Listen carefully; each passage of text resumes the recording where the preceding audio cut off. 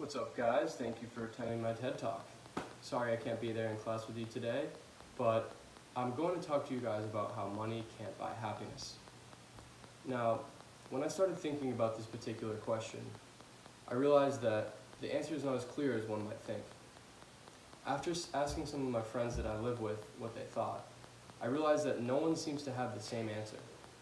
Some stated that they think it can give you happiness temporarily, but the people that said that it can give you happiness temporarily often trailed back the same thought. What is all of the money for if you have no one to share it with? Now, diving deeper into this topic, I realized that there are two primary ways to look at it, from a factual standpoint and a psychological standpoint. Now, there's been a lot of research that has been done that contributes to this particular topic. And out of all the hundreds and thousands of people that have been surveyed, it all tends to point to one concept. The richer you become, the more money you need to increase your satisfaction further. Therefore, you just get hungrier for more every time you reach that point of satisfaction. It's just temporary. This is because people spend money on important things first, such as a car or making rent on time. A study by Nobel Prize winners Daniel Kahneman and Angus Deaton found that extra income had no real relationship with how happy, sad, or stressed people felt in their lives at that time.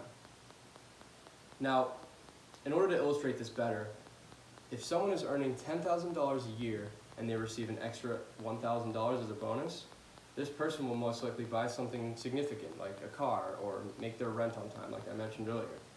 But someone who makes $100,000 a year gets a $1,000 bonus, they'll hardly even notice a difference in their bank account. This illustrates the concept of earning more money decreasing your happiness in a way. Now, at some point you end up just spending on things that don't make much difference, such as luxurious items or things that wouldn't have changed your life in any other way except give you a temporary sense of satisfaction. There is such a thing as toilet paper made of gold, and people have bought it. Now, if we switch gears a little bit, Bill Gates once said, "I can understand wanting to have $1 million, but once you get beyond that, I have to tell you, it's the same hamburger." This quote does a great job of illustrating the fact that making money is not the same as happiness. Now, aside from all the evidence I've given and facts, if you look at it from a more psychological perspective, you'll realize that it's often hard to define what happiness really is. It's different for everyone. Everyone is at a different point in their lives all the time. But if someone asks you on the phone, like the surveys I mentioned often do to gather research, how satisfied you are with your life on a scale of 1 to 10, it's often hard to define what that is or even give a number, because you can be at a different state every day in your life. Now, this may leave you wondering, does money buy happiness or not? And in truth, the real answer depends on how you as a person define happiness. In the end, money is just a tool to obtain the things we need. Take Jeffrey Epstein, for example, an extremely successful but jarring and terribly dark person who went down a very, very wrong path in his life. He definitely did this because of money. Money is at the center of his life. He had so much money that the satisfaction he got from having it only caused his hunger to become greater each time.